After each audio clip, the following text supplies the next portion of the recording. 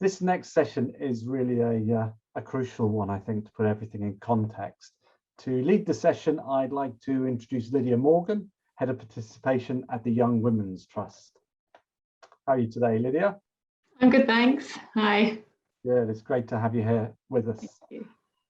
So in this session, Lydia and her guests are going to be helping us to really understand in more detail about the real impact that online hate has on people and their lives.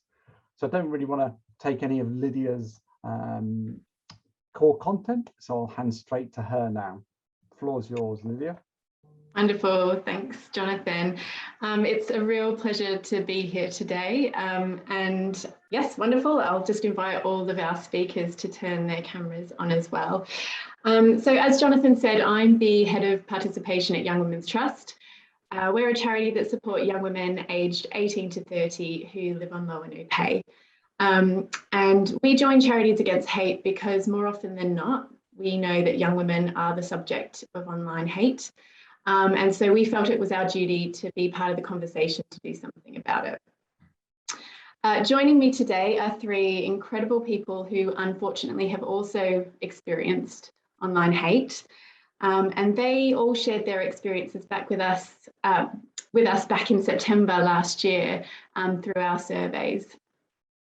I'm delighted that they are here with us today, and I'll introduce them all now briefly. So first up, we have Paula Knott. Paula is a military veteran who was injured during her 5 years service in the Royal Air Force. She's a keen volunteer for military charities and in her community.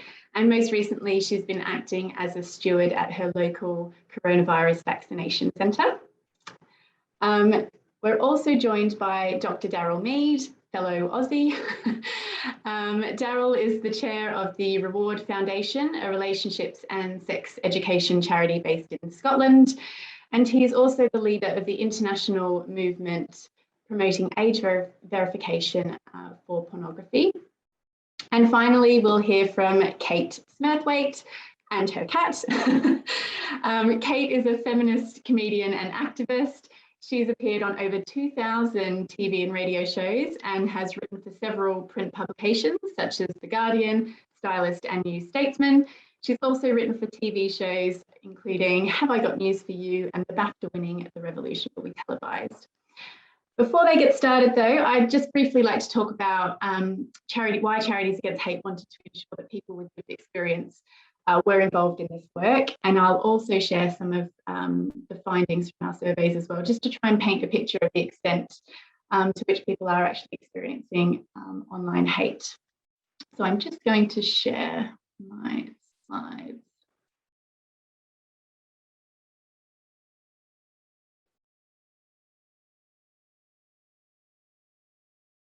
Bear with me. There we go. Okay. So the Lived Experience Working Group is one of Charities Against Hate's 7 working groups, and we aim to explore the experiences of charity beneficiaries, supporters, staff and volunteers on social media, and ensure that they were involved in shaping this project. I won't go through each of the reasons here, but as you can see, involving people with lived experience is really important because it brings authenticity to our work. It provided a deeper understanding and insight of people's experiences of online hate, and it ensured that the work that we're doing is going to really meet their needs and tackle the issues that they're facing. People with lived experience have been involved in our work in lots of different ways. They've helped shape our experience surveys and analyse the data. They've shared their experiences with us to inform our product recommendations and third sector best practice guidance. They helped shape our #ShareYourStory guidance and the Writing to MP toolkits. They've met with MPs, they've written blogs, they participated in the Day of Action to share their story, and they're attending events like this to share their experiences. So for me personally, it's been an absolute pleasure working so closely with them. They've shared insight and ideas that never would have occurred to me if I was doing this work myself. And it's really helped me feel confident that the recommendations and third sector guidance that we've put together will really try to address some of the things that they are facing.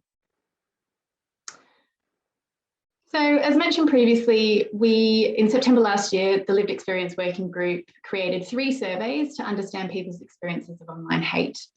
There were 423 responses across all surveys, and this is just a snapshot of some of the findings. So we found that 83% of beneficiaries had experienced online hate, huge amount of people. They also told us that this left them feeling angry, upset, frustrated, and almost half of those people who experienced online hate reported that it had a lasting impact on them. And this varied from making them take more care online, feeling disempowered altogether, impacting their well-being, also led them to disengage from social media altogether as well.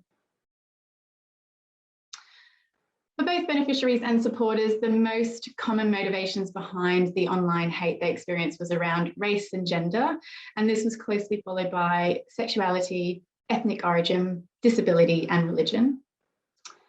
And the last thing that I wanted to share with you was that for both beneficiaries and supporters, they also said that the most common forms of online hate they experienced included very offensive posts or comments and trolling. So as you can imagine, when we analysed these surveys and all of these things came to light, it highlighted that clearly a lot more needs to happen to prevent hate online.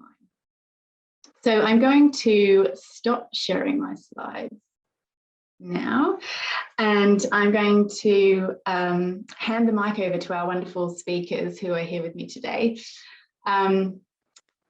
When they're each going to take turns to share their experiences, and as they do, feel free to ask them any questions through the Q&A button. So after everyone's spoken, I'll lead a Q&A with them. I'd also like to say that some of what they share might be difficult to hear, and certainly difficult to comprehend that this sort of stuff goes on. So I just wanted the audience just to bear that in mind. And finally, feel free to share any comments, words of praise, and encouragement in the chat too. So I'm going to hand over to Paula first. Thanks, Paula. Hi there. Excuse the nerves. I seem to have a flickering light somewhere as well, which isn't visible, so I don't know where it is. I'm a disabled military veteran, and in 2017, I joined the Invictus Games Sports Recovery Programme. When I joined, I signed a form accepting that my benefits could be affected by involvement in disability sport. But I was desperately in need of something to distract my mind from the constant pain, and my mental health was so bad that I accepted the risk. I participate in 4 sports: archery, athletics, powerlifting, and indoor rowing. Sorry, it's all right. The screen's just suddenly come up and I have no idea what it is. I hope you can't see it. I'm no superhuman, but I enjoy pushing my broken body to its limits, and I've seen a huge improvement in both my mental and physical health. I've completed at the UK team trials twice, and after one of these, whilst on holiday recovering, I was subject of online abuse. I was part of a local slimming group and had been asked to post pictures and updates to our Facebook page to inspire other members. I'd lost 5 stone and rekindled my love of exercise despite my health problems. During one very difficult and painful night, I decided to get up and go for a run. After a peaceful run in the deserted countryside, I stopped for a rest to watch the sunrise over the sea. It was a stunningly beautiful moment, so I posted a photo to our group with an update on my morning run. I must clarify for anyone listening, my running is not what others consider to be running. It's neither fast or pretty, very uncoordinated, attempted with a walking stick. It's more of a wobble and a hobble, but it's faster than I could run and I could move for 20 years. So I and my doctor call it a run. This is something all the group members were fully aware of, as they know me well. Sadly, when I posted my update, a couple of women who were also awake decided to use it as an invitation to attack everything about me. They accused me of faking my injuries and my illness, stating that I was clearly lying to claim benefits and I shouldn't be allowed to get anything if I can run. Honestly, I definitely do not look like an Olympic athlete. Encouraged by a couple of comments from the others, one lady then took it on herself to attack everything about me, and I mean everything. She even accused me of lying about my military service and my injuries, something that's particularly hurtful to any veteran. And she finally concluded her attack by saying how I was a waste of space and a burden to my family who would be better off without me. When I saw the comments, the joy I felt watching the sunrise disappeared. My depression and anxiety took over. My heart was pounding and my whole body shaking. I was shoved from painful contentment into total despair again. All my efforts felt pointless and life no longer worth the effort. I've often felt my family and the world in general would be better off without me. And like many veterans, I carried a lot of guilt that others died when I was unable to fulfill my duties. In that moment, I believed everything that woman was saying. Everything about me was fake. I was a lazy scrounger, and my family would be much better off without me. I decided to take my own life right there and then.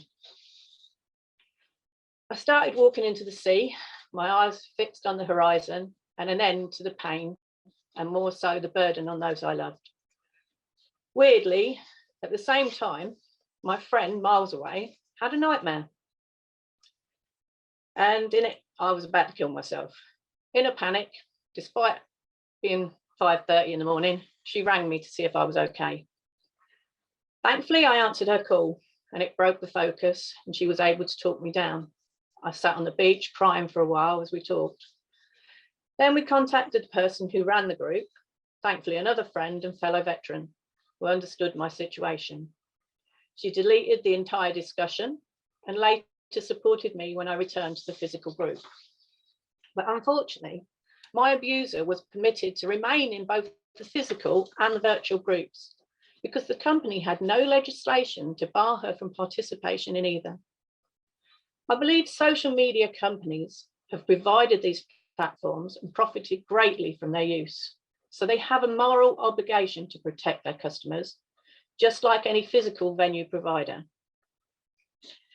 Just because a venue you provide is on the internet, it shouldn't negate your responsibility to protect those visiting it. In my opinion, one thing the government could do to tackle online hate is to make people legally responsible for what they write. In my experience, the people who are content to abuse you online are cowards and would never say the things they put to your face. So they fear the consequences. People should be held to the same standard online as they are in person. Sadly, our current benefits system encourages unqualified scrutiny and makes recipients the target for abuse. Our government needs to address this culture. It should not be acceptable to shame or attack the most vulnerable in our society. This culture and the fear it fuels discourages disabled people from participating in sport and other beneficial elements of society. Social media users should always think carefully about what they write and how it may make someone feel. If you wouldn't say that in person, don't write it online. Always remember, just because someone chooses to show themselves in a positive manner, it doesn't mean their lives are perfect or they aren't struggling themselves. Making someone else feel bad will not make you feel happy. We can all make a real difference. Challenge the people who make the comments and report them. If you set up an online group, take responsibility and police it. Remove any abusive content and block the perpetrators. Organisations need to take online hate seriously and compose legislation that protects their customers and enables their staff to take action against abusers. All too often, the person who's been attacked loses out. They exclude themselves from activities and groups, fearing more attacks. Tackling online abuse and safeguarding your users helps to maintain a loyal customer base and protect your company's reputation. but we all need to be vigilant and we all need to act. Thank you. Thank you, Paula, and thank you for sharing what I can only imagine was quite difficult to share, and for being so brave and vulnerable with us today. So really appreciate that. Lots of thanks in the comments as well from people for sharing, and again, being such an inspiration and positive role model. So thanks, Paula. I'm going to ask Daryl next to share his experiences. Thank you, Lydia. My experience of online hate happened through the Reward Foundation. Our work looks at the mental and physical health issues that come from consuming pornography. We focus on the science, and we're leading international advocates for age verification for pornography. The commercial pornography industry does not appreciate our work. It has the potential to reduce their profits and to increase the amount of government regulation they face around the world, as we saw in the last session. Over the last 7 years, our charity and several others working in the same space have been attacked on social media by a former academic. She is closely aligned with the pornography industry, and she uses a wide range of techniques to try to undermine our work. Her behaviour has made her powerful and effective as a source of online hatred and lies. In one Twitter storm last year, the Reward Foundation was abused, harassed and libelled by a Twitter account set up by this person specifically to attack a colleague and their website. Throughout the attack, which lasted several months, the Reward Foundation only experienced collateral damage, but that really included many nasty elements. A troll said we'd committed financial fraud, had engaged in illegal conflicts of interest, had committed perjury. We were subject to doxing, where our personal addresses and other contact details were pushed out on social media, inviting attacks. We were also accused of disseminating false health advice on topics we don't even mention. I was personally abused on the World Health Organization website for daring to comment on a public consultation for a diagnosis where I have published peer-reviewed papers in the field. We were outed for controlling online accounts which we did not control, and we were even accused of running a sex cult, which does not exist. We've been accused of owning websites that issue death threats, that engage in stalking, and that we host or issue hate speech. None of these things are true. In the past, this person has tried to have our charity investigated for alleged fraud by the Scottish charity regulator. They've also tried to get us evicted from the social enterprise where we've registered our non-profit. After losing 2 court cases in the USA, our attacker has even been prepared to make herself bankrupt to avoid court judgments made against her. She cited our charity as a party in her bankruptcy, even though we've never even met her. Now, all of this negativity was intended to damage our charity's reputation and our personal reputations using ad hominem attacks. The impact of this has been a huge waste of time and energy, reducing the efforts we have to deliver our charitable aims. It's deeply frustrating and sometimes made sleeping difficult. Now, fortunately, our CEO is a lawyer, so he went through the slow and painful Twitter complaint process of getting nasty tweets removed and the offending website shut down. As we all know, Twitter makes its money from people having vigorous disputes online. So it took the sustained efforts of 10 separate individuals and organisations complaining to Twitter over and over again for more than 3 months to get them to act. We sent everything to their main legal department, as well as the regular place they expect you to complain through. Eventually, we got the Twitter account deleted, along with its 2,500 followers. Today, it's back with a different handle and is again building up a hate-fueled following, though fortunately with less focus on my charity. I believe it's important for social media companies to tackle online hate. Failing to do so because it costs them money and effort is not an excuse. Social media companies have a responsibility not to allow their users to break the law, exactly as Paula said. They're not publishers. They are publishers. They're not just common carriers as they claim under Section 230 of the Communications Act in the USA. And the law must ensure that social media platforms behave responsibly. And that means having their users also behave responsibly. There's an unquestionable need for government to tackle online hate, and the society damage it's doing is clear. Now, to this end, we do need a robust Online Safety Act, and the Act needs to cover all the areas of vulnerability to keep people safe. Our concern at the Reward Foundation is the current proposal still excludes commercial pornography sites that do not contain user-generated content. Leaving them out would be a grave omission. The previous Digital Economy Act, which was approved by both houses of Parliament and pulled just before the last election, included everything that we have asked for. While legal, consuming commercial pornography is a gateway activity exposing women and children to a wide range of direct and indirect social, physical, and mental risks. It would be appropriate to vastly increase the resources of social media platforms to enforce their own rules. More money should be spent by the companies on safe operations rather than always turned into profits. Now, on a personal basis, I choose not to use social media. Essentially, it doesn't interest me. FOMO, or fear of missing out, is overrated. Doom scrolling, we know, is bad for your health, and your personal life does not need to be spread over open platforms for the world to see. I must use social media for my work, but I keep it professional and never debate hate-driven individuals. And thanks for listening.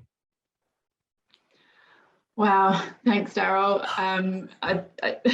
I just can't believe the kind of damaging impact that this has had on so many levels, and lots of people in the chat have been saying the exact same thing. It's absolutely shocking what you and the Reward Foundation have been through. So thank you again for sharing that. And just a reminder to the audience, if you do have any questions, do pop it in the Q&A section and we will address them shortly. I'm going to hand over now to our final speaker, Kate. Thanks, Kate.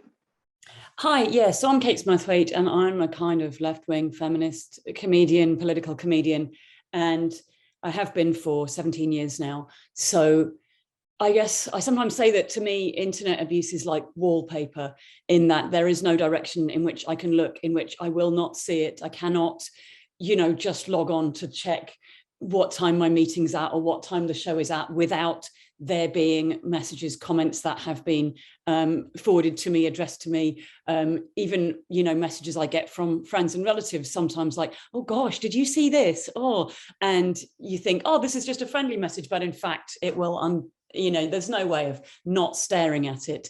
So it's like wallpaper. It's in every direction that you look, and you know that you shouldn't spend your life staring at it, but inevitably at some point, most afternoons, you'll realize that you are.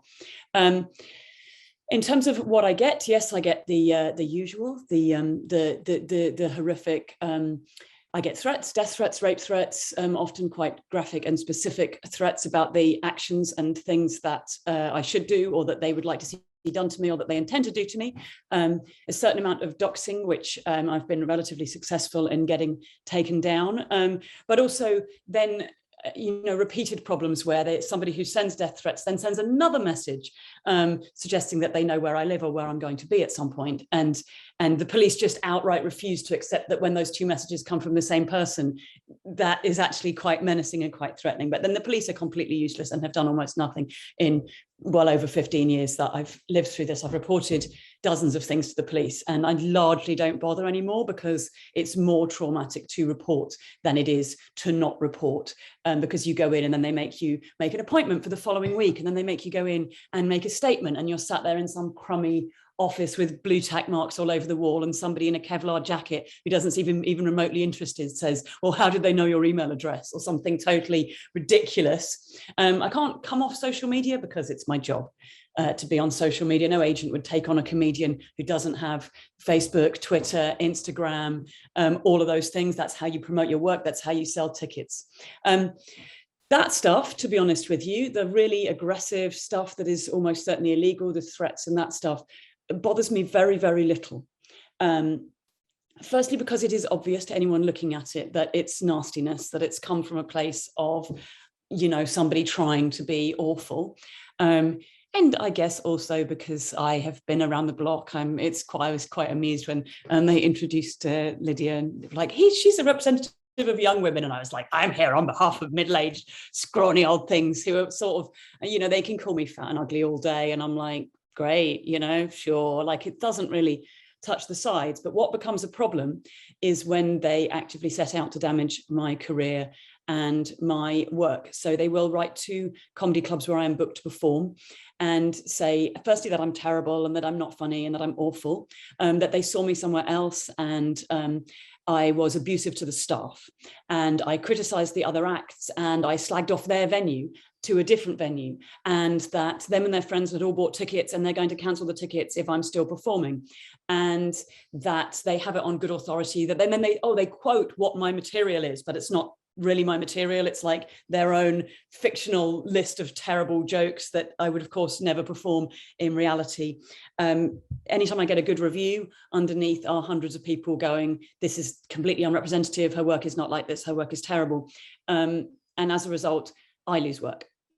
I would estimate that about 1/2 to 2/3 of my career is directly removed by these individuals. And it happens so often that I get a booking for, you know, for something quite fancy, something nice. I get a, you know, would you like to be a guest on a show on Radio 4? And I go, oh yeah, that would be lovely. And then 3 weeks later, I get a message saying, oh, the producers had a bit of a review and we're taking the show in a different direction. It's nothing personal. And I'm like, really? Because you put my name out in a couple of tweets, and, you know, half the time it probably is like genuinely a coincidence, but then other times it happens and it's a promoter that I'm good friends with, and they say, look at the stuff I've got since I've put your name on our website.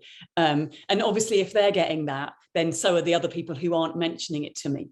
So I know that they are extremely successful in damaging and destroying my career, and that's what bothers me, because that's what I do for a living, and that's what I want to, you know, do with my life. That's what I'm doing, and it damages my income, it damages my ability to get on with the job. And yeah, and I do sometimes feel like, in a way, I'm almost worried that we're going to start taking down the really abusive stuff, because that means that the stuff that looks like just bad reviews won't be presented in the context of all the really hateful stuff. If it just says your work is awful and it doesn't say drink bleach, then that just seems like a review of my work. At least if it says drink bleach, we know we can dismiss this person. In terms of where it comes from, I suspect, like many of you, I could draw you a very accurate picture of what internet abusers look like. They are very, very motivated by pornography. They like very, very often they'll send me screenshots of pornography. Very, very often they use language which can only have come from pornography. They are usually atheists. They are usually fans of Frankie Boyle. They like computer games, especially things like Grand Theft Auto and shoot 'em up type games. They like boxing and often sports. It's very, very common that their profile is the badge of their favorite football club. I was thinking about running a, you know, Premiership league table of who's the worst at the moment, and for the record, Nottingham Forest.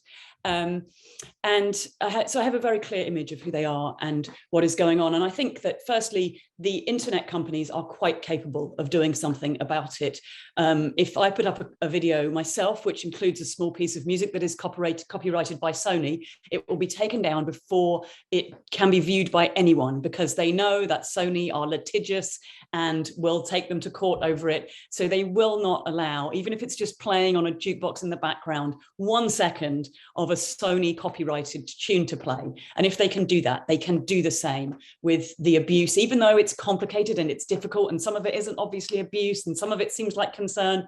It is absolutely possible to do it. They just have to throw the resources into it. They won't do it because they are only interested in profits, which is not unreasonable because they are public limited companies and it is their legal duty to be focused on profits. So the way that that has to change is that the government has to bring in legislation saying, if you don't do this, you will be closed down. And I appreciate the advice to write to my MP, but my MP is Diane Abbott, and she is already well aware of internet abuse. I really think she's got the message. So, you know, I'm sure she would do something about it if she possibly could. It's the people at the top that need to do something about it. And sadly, they don't understand what it is, and they don't understand what it's about, and they don't have a real willingness to do it. And then, you know, a lot of them are doing consulting work for companies in that area as well, and it's just not in their interest to do it. So we just have to shout louder and hope that at some point someone listens. Thank you, Kate. And my gosh, Yeah, just so many things to take on board there, and some of the threats and things that you're receiving. Yes, incredibly scary, but the point you're trying to make is actually it's having such a terrible impact on your career, and loss of jobs and that kind of thing as well, and that's awful. So many people in the chat as well saying just again how shocking some of what you've experienced is. Someone saying actually how humbled they are to be in the company of all three of you today, and again just a huge thank you for sharing your experiences with us. It really does bring to light what goes on, and that something does really need to happen. I am going to take it to the questions now. We have a few submitted in the Q&A chat, so feel free, audience, to submit any more questions if you've got them. So I'm going to go with, I'll just go in order.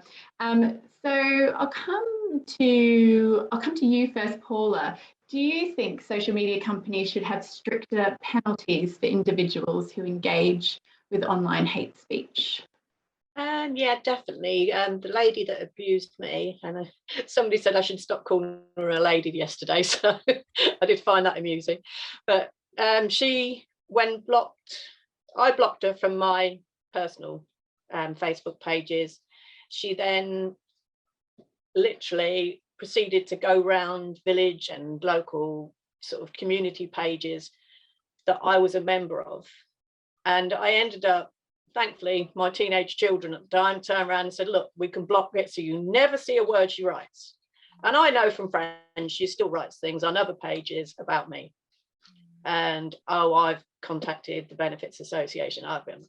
And she's the sort that literally would contact everybody. And if she was stopped from going on other groups, not just the one she started out on, that and consistent, it was repeat offences. So yes, that should definitely carry across to other sites, not just one. Yeah, and I think there's something else, I know it was mentioned in a previous session as well, about, it feeling like it has to be the onus that's put on you to do something about it, to like block someone and take action yourself. And really what we're calling for is for social media companies to do more, and, a more joined up approach as well, so that it's not just dealing with someone on one platform, that it might be looking into dealing with them across several different platforms as well. Kate, do you have anything to share on this? Well, yeah, I mean, blocking seems like this great idea, but first of all, if I block people, that doesn't stop them from contacting other places. It doesn't stop them from contacting people I know, messaging friends of mine, things like this, and indeed places where I'm supposed to work. And in fact, what it then means is that I can't see that they've done that. So I then can't get in touch and go, oh, listen, this seems to be happening, and this is what's going on. Also, you block people and then it's really obvious that they just reappear, and they just, but this time they have a more anonymous username. So that's great. Now it's like quite often, because a lot of them are not particularly sophisticated, the initial username will be literally their first name, surname, year of birth or something like this. But when they come back, of course, by then it's, the name of a vegetable and then the name of their favorite pop star or whatever. It gets more and more obscure each time they come back. So yeah, and yeah, I mean, I've blocked about 3,000 or 4,000 people on Twitter and about 2,000 on Facebook. I don't block on YouTube because I just thought I would leave one platform unblocked and just see what, and it doesn't make all that much difference. I suppose I do get more abusive comments, but also on YouTube, there's also videos about me, which obviously then the comments under those. So there's a 45-minute long video about how I obviously have mental health problems and what they are. Which would save a lot of NHS hours, really, if someone could just sort that out. There's also, and this is one of the ones that I really find like I think I'm quite resilient to these things, but this one I find really creepy. There's videos where people have taken footage of me appearing on a television show, and then they take the sort of broad scene where I'm sat on a sofa and I cross my legs, and they zoom in between my legs as I uncross and recross my legs. Now, I don't want to sound like a radical person, but I wear pants when I go on TV, so you're not actually going to see anything. But yeah, and then, or if I adjust my shoulder strap or something, they'll do like a zoom in on my boobs just to get the tiniest little bit of like boob wobble. So there'll be like these videos that are just zoom ins of me on TV shows focusing on my genitals, my boobs. Wow. this kind of stuff. And then they also do stuff where they freeze frame it and make a helicopter land on my head because my forehead is too big, and then they replace my face with a witchy face or a hat and a broomstick because I'm the Wicked Witch of the West. But I'm quite blasé about that stuff. I always say you can call me fat and ugly all day, but it doesn't really touch the sides because I'm not paranoid about that. Like, but if you want to say I've got a lot of unchecked mail piled up in the kitchen and some of it's probably bills, I actually am quite worried about that. It would probably hurt a lot more. But yeah, there's stuff that does really creep you out, and it should be quite obvious. Like, it took about 6 months for YouTube to decide that it wasn't acceptable to have a video which called me dick-nosed. Like, well done. Yeah, 6 months it took to figure that out. Like, and then at the same time, like, even this morning I had a message back from Twitter because somebody had accused me of living off my trust fund, which is not true. I don't have a trust fund. So I wrote to them and I said, well, this is libelous. I don't have a trust fund. And I got a message from this morning saying, no, it doesn't breach our standards. We leave now. Which is pretty. I mean, yeah. It's just the length that people go to is just, I don't know why it surprised me and shocks me every time, but honestly, it's like they've got nothing better to do. Daryl, I wonder for you, is there, like, who do you think should offer support or assistance to those who have experienced online hate? Do you think that it should be one person or one organisation? What do you think that could look like? Well, ultimately, the important players are the platforms. They're the ones with the money. They're the ones that are currently valued at billions on the stock market. And they're the ones that have thousands of employees. So they're the ones who should be able to act as the buffer between us as human beings, as taxpayers, as charity members, as comedians, whatever, and actually do the buffering. Because if they were any other business, they would not be able to get away with this. But it's because we've invented the new business and the law hasn't really kept up, and it's easy for them. They're not doing it. So I think the support should come through the platforms, and it should be safe and reliable. Absolutely what Kate is saying about, and takes you a long time to get anything done. I mean, when you get banned or warned or whatever for all sorts of things you're supposed to have done yourself, which are complete nonsense because the algorithms have got it wrong. I emailed Twitter yesterday to say, well, it's a month since I last emailed you. When are you going to tell me what the answer is? That's normal, and it shouldn't be. So, yeah. If I might jump in on that, one of the things that that abusers sometimes do to me is they report me to Facebook and Twitter. So they'll find any post that I've made that contains a swear word, even if it's asterisked out. Or, for example, somebody abuses me and I look at their profile page, and this happened recently. I looked at this guy's profile page and I noticed that his profile picture is of his own back, which is tattooed with images of serial killers from movies on, like, Hannibal Lecter and stuff. So I screenshotted that and was like, oh my goodness, like, this guy is sending me abuse. Like, this is horrific. And look what this guy's like. And then he complains that that's an invasion of his privacy, even though it's on his public page. And then he manages to get me blocked from social media for a week, 2 weeks, a month. And when that's how I promote my work, I'm up to now a 30-day block from Facebook. And if those complaints don't expire time-wise and I get another one, the next one would be a permanent ban. So I've had to move a lot of my Facebook work into a group so that if I do get blocked, I can ask others to post in the group. But, just in terms of, like, your social life, like, not being able to be on Facebook would be a huge deal. So yeah, they're constantly trying to get me banned from social media because they know it would damage my work, and they'll try and have a go at me in the hope that I'll swear at them. And this kind of thing. I must say, we've got three fascinating sort of angles on this. But I can't help noticing that we're all white, and even the abuse that, first of all, I have lots of friends of colour who get abuse that then I am absolutely appalled by myself. But also, even the abuse that I get is heavily, heavily racist. And I don't mean that they hate white people. I mean that they hate Black people. And so that I will get abuse that says, what is wrong with UK? You're no use to humanity. You might as well go off and marry a Black person. And needless to say, they're not using the words Black person. I am paraphrasing what they are saying. So yeah, I mean, it's amazing how much racism gets targeted at me that that I'm so awful that that I should date Black people, which is quite a ridiculous. I mean, again, it's like one of those. It's like when they call me a lesbian or they tell me that I'm transgender or whatever. I'm like, but none of those things are insults. So you should date a Black person. It is also not an insult, but you can tell where it comes from is a place of and also anti-Semitism. Again, I'm not Jewish, but many people have assumed that I am and jumped on that bandwagon with great enthusiasm.